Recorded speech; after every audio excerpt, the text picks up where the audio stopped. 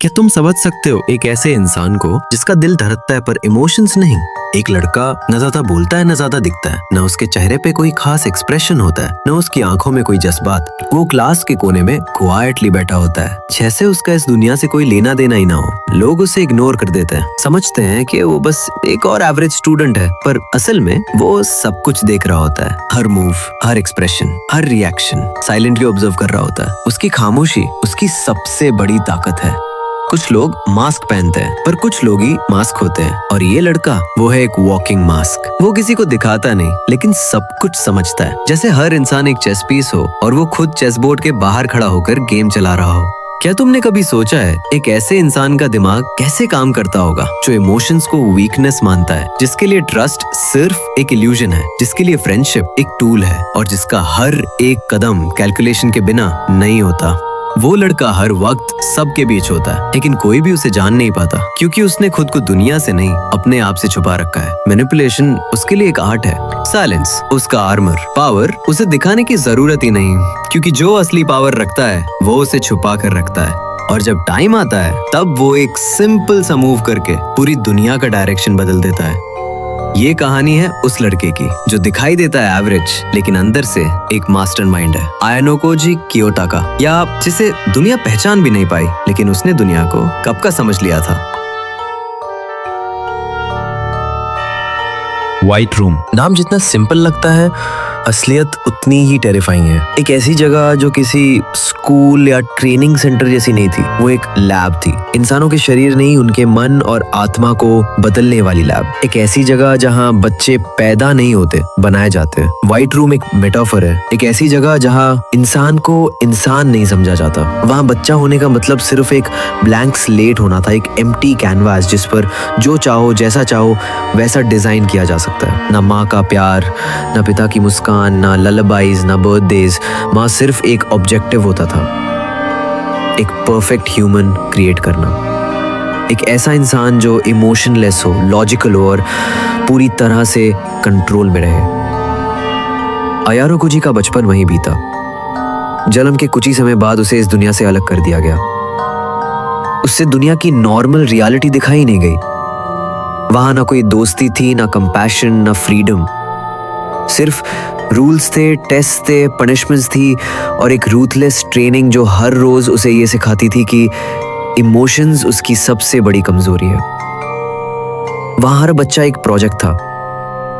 उनका पर्पस था परफॉर्मेंस। अगर तुम हार गए तो तुम अनवर्दी थे, अगर रो दिए तो तुम वीक थे, अगर किसी को इंपॉर्टेंस दी तो तुम डिस्ट्रैक्शन में पनस चुके थे।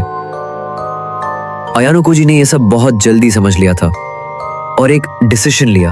वो कोई अटैचमेंट नहीं बनाएगा, किसी को ट्रस्ट नहीं करेगा, और खुद को पूरी तरह से सिचुएशन के हिसाब से मोल्ड करेगा। उसकी कंडीशनिंग इतनी गहरी थी कि धीरे धीरे वो इंसानी भावनाओं से कटता चला गया। उसे ये सिखाया गया कि लव सिर्फ एक इल्यूजन है और सिंपैथी एक ट्रैप। आइसोलेशन उसकी रियलिटी बन चुकी थी। वो दूसरों से दूर रहना नहीं चाहता था, बल्कि उसे कोई फर्क ही नहीं पड़ता था। जब एक बच्चे को कभी ये महसूस ही ना हो कि उसे प्यार किया जा रहा है और उसकी वैल्यू सिर्फ उसकी यूटिलिटी से तय हो, तो क्या वो अब भी इंसान कहलाने लायक रह जाता है? व्हाइट रूम ने आयानोकोजी की ह्यूमैनिटी छीन ली थी। उसे एक मशीन की तरह ट्रेन किया गया था, एक ऐसा ब्रेन डेवलप करने के लिए जो हार मानना ना जाने, जो किसी भी इंसान को इजीली मैनिपुलेट कर सके और हर सिचुएशन को चेस बोर्ड की तरह देख सके। उसके इंस्ट्रक्टर्स उसे बार बार टेस्ट करते थे, पेन के साथ, फियर के साथ, और कभी कभी बिट्रेयल के साथ। कोई भी रिलेशनशिप, कोई भी ट्रस्ट ज्यादा देर तक टिक नहीं पाता, और उसने धीरे धीरे ये मान लिया कि दुनिया में सिर्फ एक चीज सच है, पावर। इमोशनल कनेक्शंस वीक बनाते हैं और कंट्रोल वही अल्टीमेट गोल है। लेकिन यहीं पर एक इमोशनल कॉन्ट्रडिक्शन भी पैदा होता है। क्या हम आयानोकोजी से डरे या उसके लिए कुछ फील करें? क्योंकि उसने जो कुछ भी सीखा वो उसकी चॉइस नहीं थी, उसे ऐसा बनने पर मजबूर किया गया। एक बच्चा जो सिर्फ प्यार चाहता था, लेकिन उसे एक कोल्ड एक्सपेरिमेंट बना दिया गया। व्हाइट रूम उसे जीनियस बना सकी, पर इंसान नहीं। उसकी नजर में दुनिया एक इक्वेशन है, लोग वेरिएबल्स है और आउटकम सिर्फ लॉजिक से डिसाइड होता है। मगर फिर भी कहीं ना कहीं उस गहराई में एक सवाल जरूर छिपा है। अगर इंसान से उसकी इंसानियत ही छीन ली जाए तो क्या वो सच में जिंदा रह जाता है? आयानोकोजी आज जो है वो एक मिरर है उस सिस्टम का जो परफेक्शन के नाम पर इमोशन को कुचल देता है, और यही ओरिजिन है उस मास्टरमाइंड की जो खुद तो शैडोज में रहता है लेकिन दूसरों की दुनिया कंट्रोल करता है। ये कहानी सिर्फ एक लड़के की नहीं है, ये सवाल है पूरे समाज से। क्या हम ऐसे सिस्टम क्रिएट कर रहे हैं जो ब्रिलियंस को पैदा तो करते हैं पर सोल को मार देते हैं? आयानोकोजी कियोटाका स्कूल लाइफ में वो जितना दिखता है असलियत में वो उससे कहीं ज्यादा है। सरफेस पर अगर देखो तो वो एकदम एवरेज स्टूडेंट लगता है, ना ज्यादा मार्क्स, ना कोई अटेंशन सीकिंग बिहेवियर, ना किसी एक्टिविटी में इंटरेस्ट। क्लासरूम में वो अक्सर पीछे बैठा रहता है बिना किसी एक्सप्रेशन के, जैसे कोई बैकग्राउंड कैरेक्टर हो। पर यही उसका सबसे बड़ा इल्यूजन है। उसे दुनिया को यही दिखाना आता है कि वो कुछ खास नहीं है, पर जो दिखता है वो ही सच नहीं होता। आयानोकोजी की पर्सनालिटी दो हिस्सों में बटी हुई है। एक साइड है कियोटाका जो सबको दिखता है, और दूसरी साइड है आयानोकोजी जो अंदर छिपा मास्टरमाइंड है। स्कूल में वो जानबूझकर खुद को एवरेज दिखाता है। ये कोई गलती या कमजोरी नहीं है, ये एक स्ट्रेटजी है, एक तरह की स्ट्रेटेजिक इनविजिबिलिटी, जहां तुम इतने नॉर्मल दिखो कि कोई तुम पर ध्यान ही ना दे। जब कोई तुम पर नजर नहीं रखता तभी तुम गेम साइलेंटली कंट्रोल कर सकते हो। उसकी ये इनविजिबिलिटी उसकी ताकत है। वो जानता है कि स्पॉटलाइट में आना खतरे की घंटी है। लोगों को लगना चाहिए कि वो कमजोर है, कंफ्यूज्ड है या इंटरेस्टेड है, ताकि असली चालों पर किसी की नजर ना पड़े। ये जो कैलकुलेटेड सबमिशन है वो एक प्लान्ड इल्यूजन है। इमोशनलेसनेस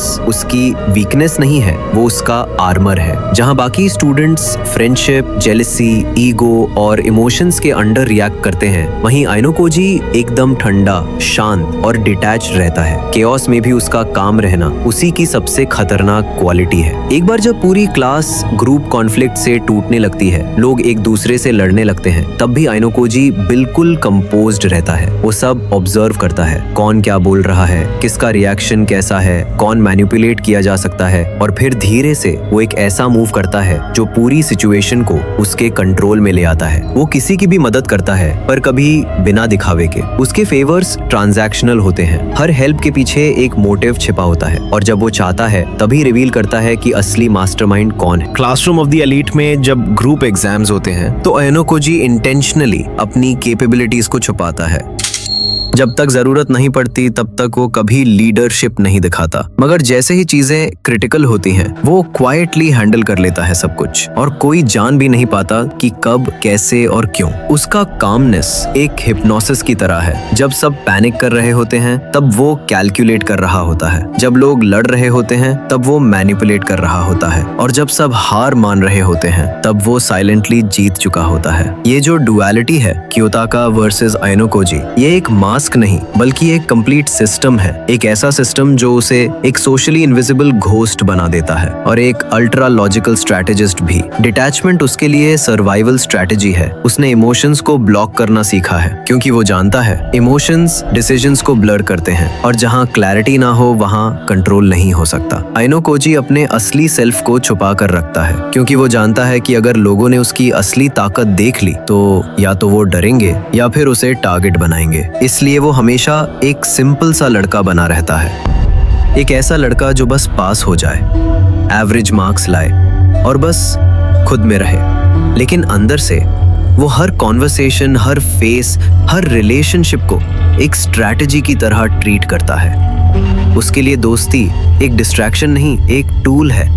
ट्रस्ट एक इल्यूजन है जिसे तोड़ना आसान है, और इंसान एक वेरिएबल है जिसका इस्तेमाल किया जा सकता है। शायद इसीलिए आयानोकोजी से डर भी लगता है, और एक अजीब सा रिस्पेक्ट भी होता है, क्योंकि वो सब कर रहा होता है जो हम सोच भी नहीं सकते, और वो भी इतनी खामोशी से जैसे कुछ हुआ ही ना हो। उसकी सबसे बड़ी ताकत यही है कि उसे कोई सीरियस नहीं लेता, और यही उसकी सबसे बड़ी जीत है कि वो सब कुछ सीरियस लेता है। कियोटाका आयानोकोजी एक नाम नहीं, एक मास्क है, और उस मास्क के पीछे एक ऐसे इंसान की आंखें छिपी हैं जो दुनिया को उसके सबसे सच रूप में देखता है और उसे कंट्रोल करता है। अयानो कोजी कियोटाका का दिमाग एक नॉर्मल इंसान से बिल्कुल अलग तरीके से ऑपरेट करता है। जहां आमतौर पे डिसीजंस इमोशन से चलते हैं, वहां अयानो कोजी का हर एक्शन प्योर लॉजिक पे बेस्ड होता है। वो ना एम्पैथी दिखाता है, ना गिल्ट महसूस करता है। मगर सवाल ये उठता है, क्या वो एक हाइपर कॉम्पिटेंट सोशियोपैथ है? क्या वो एंटी सोशल पर्सनैलिटी डिसऑर्डर का केस है? या फिर सिर्फ एक ऐसा इंसान है जिसे सर्वाइवल के लिए अपनी इंसानियत को दफन करना पड़ा? व्हाइट रूम ने अयानो कोजी को सिर्फ ट्रेन नहीं किया, बल्कि उसे रीशेप किया, और यही उसका साइकोलॉजिकल ब्लूप्रिंट बनाता है। वहां उसका नर्चर नहीं हुआ, उसे प्रोग्राम किया गया। उसकी अपब्रिंगिंग में कोई अफेक्शन नहीं था, सिर्फ इवैल्यूएशन था। नतीजा ये निकला कि इमोशंस उसके लिए कोई वैल्यू नहीं रखते, वो सिर्फ डिस्ट्रैक्शंस है। कई लोग उसे एक कोल्ड ब्लडेड मैनिपुलेटर कहते हैं। कोई कहेगा उसमें सिंपैथी की कमी है, गिल्ट एब्सेंट है और सेल्फ इंटरेस्ट मैक्सिमम है। कुछ साइकोलॉजी एक्सपर्ट्स उसे सोशियोपैथिक टेंडेंसीज के साथ आइडेंटिफाई कर सकते हैं, और वो गलत भी नहीं होंगे। लेकिन इतना कहना काफी नहीं होगा। अयानो कोजी की पर्सनालिटी को कार्ल युंग के शैडो सेल्फ कॉन्सेप्ट से समझा जा सकता है। युंग मानते थे कि हर इंसान के अंदर एक ऐसा हिस्सा होता है जिसे वो दुनिया से छिपाता है, उसके डर, उसकी इच्छाएं, उसका अधेरा। पर अयानो कोजी ने अपने शैडो सेल्फ को सप्रेस नहीं किया, उसने उसे एक्सेप्ट किया और मास्टर भी किया। वो शैडो सेल्फ ही है जो उसे रूथलेस डिसीजंस लेने की एबिलिटी देता है, बिना किसी इमोशनल हेजिटेशन के। जहां ज्यादातर लोग गिल्ट में फंस जाते हैं, वहीं अयानो कोजी एक्शन ले चुका होता है, कामली, एफिशिएंटली और बिना कोई एक्सप्रेशन बदले। उसके बिहेवियर का एनालिसिस करने पे दो कॉन्फ्लिक्टिंग डायमेंशन सामने आते हैं, कोल्ड रैशनैलिटी और इमोशनल इंटेलिजेंस। कोल्ड रैशनैलिटी यानी हर चीज को नंबर्स, लॉजिक और कॉन्सिक्वेंस के लेंस से देखना, ये अयानो कोजी का कोर है। उसके लिए दुनिया एक सिमुलेशन है और हर इंसान एक वेरिएबल या रिसोर्स। वो इमोशंस को लॉजिक के सामने वेट नहीं देता, इसलिए उसके डिसीजंस रूथलेस लेकिन इफेक्टिव होते हैं। लेकिन इसका मतलब ये नहीं कि वो इमोशनली डम है। इनफैक्ट उसकी इमोशनल इंटेलिजेंस बहुत शार्प है। वो हर इंसान के इमोशंस को एक्यूरेटली समझता है, बस खुद उसमें इन्वॉल्व नहीं होता। वो जानता है किसे कैसे ट्रिगर करना है, कौन इनसिक्योरिटी में क्या डिसीजन लेगा, किसे मैनिपुलेट करना आसान है, और इन सब को वो इतने साइलेंस से यूज करता है कि सामने वाला समझ भी नहीं पाता। अयानो कोजी का काम नेचर, उसकी साइलेंट ऑब्जर्वेशन और बिना एक्सप्रेशन के प्रेजेंस, ये सब उसकी डीप साइकोलॉजिकल कंडीशनिंग का हिस्सा है। उसे कभी अपनी फीलिंग्स ओपनली एक्सप्रेस करना सिखाया ही नहीं गया। उसने तो यही सीखा कि फीलिंग्स लायबिलिटी होती है। वो अक्सर खुद को अलग रखता है, ग्रुप से दूर, रिलेशनशिप से कॉशियस और इमोशंस से कंप्लीटली डिटैच्ड। कोई उसे समझ नहीं पाता और शायद वो खुद भी नहीं चाहता कि कोई उसे समझे। एक इंसान जो हर पल सब पर नजर रखता है पर खुद कभी विजिबल नहीं होता, वो कौन है? क्या वो एक विलन है या फिर एक ऐसा सोल्जर है जो अपनी सोल की कीमत पर ट्रेन हुआ है? अयानो कोजी को डिफाइन करने के लिए शायद सबसे एक्यूरेट कोट यही होगा, logic is his religion, power is his morality. उसके लिए सही और गलत का कोई एब्सोल्यूट स्केल नहीं है। जो इफेक्टिव है वही सही है, जो काम करता है वही मॉरल है। वो कभी अननेसेसरी क्रूएल्टी नहीं दिखाता, पर मर्सी भी सिर्फ तब देता है जब उसका कुछ मोटिव होता है। एम्पैथी उसके लिए एक स्ट्रैटेजी हो सकती है, रियलिटी नहीं। और फिर एक सवाल उभरता है, क्या ऐसा इंसान डेंजरस है या फिर ऐसा इंसान इस दुनिया की कोल्ड रियलिटी का सबसे सच्चा रिफ्लेक्शन है? अयानो कोजी की साइकोलॉजी डरावनी है क्योंकि वो हमें मिरर दिखाता है कि अगर इंसान से उसकी फीलिंग्स निकाल दी जाएं, तो क्या वो ज्यादा पावरफुल बनता है या सिर्फ हॉलो? वो हमें सोचने पर मजबूर करता है, क्या सर्वाइवल के लिए ह्यूमैनिटी सैक्रिफाइस करना जरूरी है? क्या ब्रिलियंस के लिए इमोशनल नमनेस एक कंडीशन बन जाती है? और अगर हाँ, तो क्या हम में से कोई भी सच में नॉर्मल है? अयानो कोजी कोई मॉन्स्टर नहीं है, वो एक प्रोडक्ट है, एक ऐसा क्रिएशन जिसे समाज ने बनाया फिर खुद ही पहचानने से डर गया। उसका माइंड एक बैटलफील्ड है और उसकी सबसे बड़ी जंग खुद के अंदर चल रही है। अयानो कोजी कियोटाका सिर्फ एक इंसान नहीं, वो एक सवाल है। अगर इंसान से सब कुछ छीन लिया जाए तो वो क्या बनता है? गॉड, मशीन या शैडो?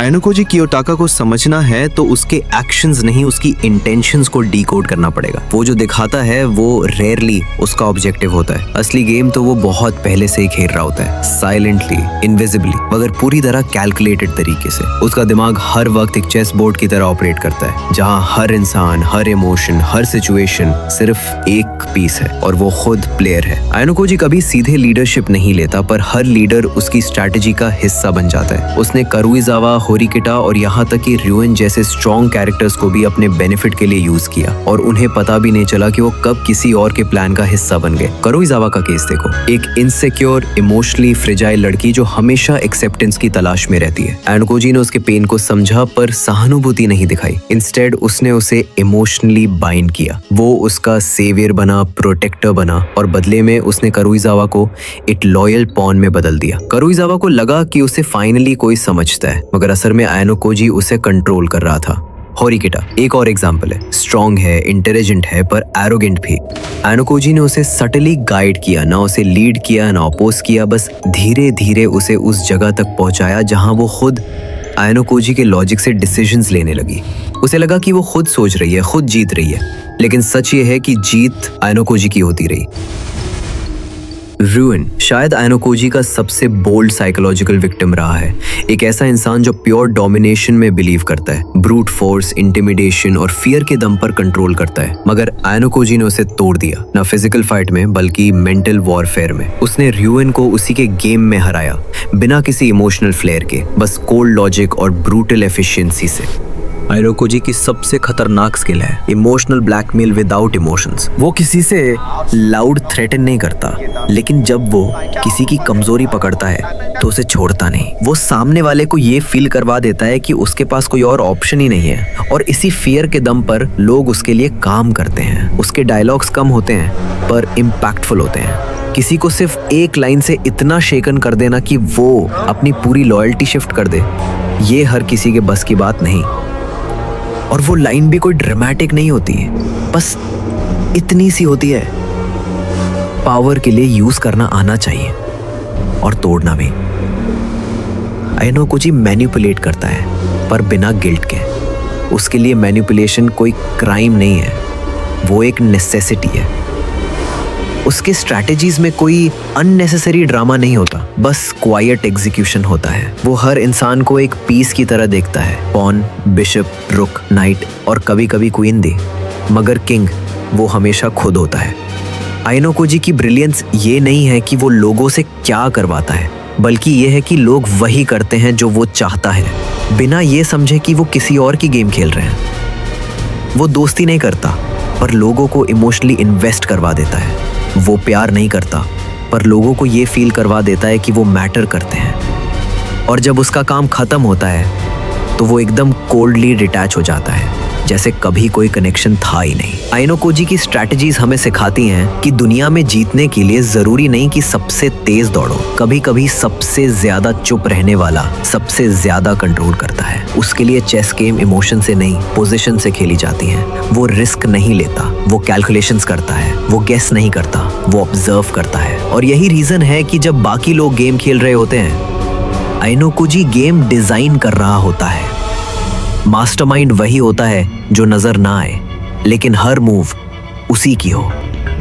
और आयनोकोजी इसी डेफिनेशन का सबसे ठंडा, सबसे खतरनाक और सबसे इंटेलिजेंट एग्जाम्पल है। आयनोकोजी कियोटाका को देखकर सबसे बड़ा सवाल यही उठता है, क्या वो हीरो है, विलेन है, या फिर कुछ ऐसा जो इन दोनों के पार है। उसके एक्शन सही नजर आते हैं क्योंकि वो गलत लोगों को हराता है, पर उसकी मेथड्स कोल्ड, मैनिपुलेटिव और इमोशनलेस होते हैं। तो फिर सवाल उठता है, क्या आयनोकोजी बुराई से लड़ रहा है या खुद एक कंट्रोल्ड वर्जन ऑफ बुराई है। वो कभी इनजस्टिस टॉलरेट नहीं करता, मगर जस्टिस के नाम पर कुछ भी एक्सट्रीम कर सकता है। वो लॉयल्टी दिखाता है मगर बिना किसी इमोशनल कमिटमेंट के। उसकी मदद, उसकी अलायंसेस सब कैलकुलेटेड होते हैं। कोई भी मूव सिर्फ इंसानियत की वजह से नहीं होता, उसमें हमेशा एक साइलेंट मोटिव छिपा होता है। लेकिन इसका मतलब ये नहीं कि उसके अंदर कुछ भी ह्यूमन नहीं है। आयनोकोजी का सबसे रिलेटेबल एस्पेक्ट यही है, उसका कंट्रोल, जो दरअसल उसके पेन का आर्मर है। कितने लोग हैं जो हर दिन मुस्कुराते हैं मगर अंदर से टूटे हुए हैं? कितने लोग हैं जो इमोशंस नहीं दिखाते क्योंकि उन्हें डर है कि वो कमजोरी बन जाएंगे? कितने लोग हैं जो इतने ज्यादा इंटेलिजेंट बन जाते हैं कि धीरे धीरे अकेले पड़ जाते हैं? आयनोकोजी ऐसे ही लाखों लोगों का रिप्रेजेंटेशन है। वो लोग जो अपनी पास्ट ट्रॉमा, रिजेक्शन और लोनलीनेस को हाइपर कंट्रोल से कवर करते हैं। वो लोग जो किसी को ट्रस्ट नहीं करते क्योंकि उन्हें कभी ट्रस्ट मिल ही नहीं पाया।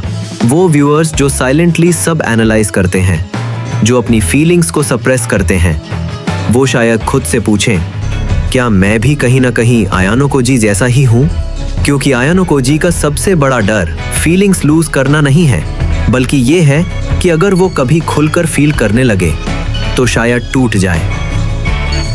तो अब सवाल तुमसे है, क्या तुम आयानोकोजी जैसे बनना चाहोगे? या फिर शायद इसीलिए आयानोकोजी को देखकर कुछ लोग डरते हैं और कुछ लोग उसे समझते हैं, because he doesn't represent good और evil, he represents the grey zone, जहां लोग सिर्फ सरवाइव करते हैं, फील नहीं करते। और शायद यही दुनिया का सबसे सच्चा रंग है।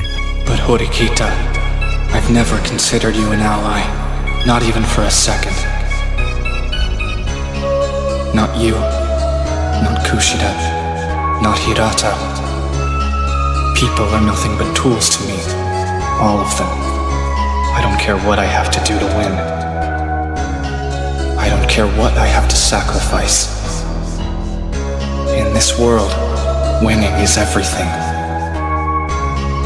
And in the end, I'm going to win. That's all that matters.